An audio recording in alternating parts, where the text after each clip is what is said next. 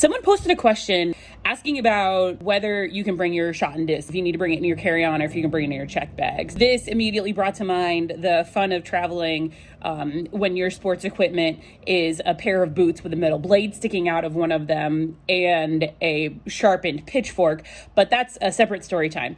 But the story that this reminded me of is when I was a junior in high school in like 1998, I went to Germany with my dad in April. To visit my grandmother. And because it was in the middle of track season and I was like really focused on how I was doing with track, which ended up coming in second at States and Discus that year. It was pretty cool. I threw pretty well. 134.4. Not that I have my PRs from every year of high school memorized to the inch. So I brought a shot and some discs with me so I could practice, because it's really important that I practice over spring break.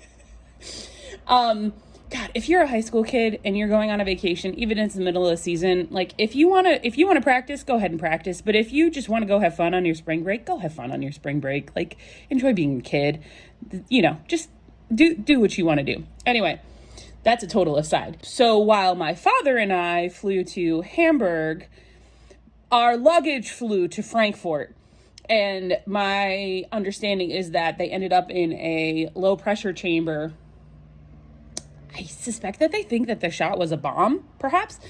While it was a minor inconvenience to be without our checked bags for, I think it took like 24 hours, because our bags got delivered to my grandmother's house, to my Oma's house, instead of us having to take them from the airport to the bus, to the train station, to the train, off of the train to the taxi, and then from the taxi to my grandmother's house, they got delivered right to my grandmother's house. And so in the long run, it ended up not being the most terrible thing.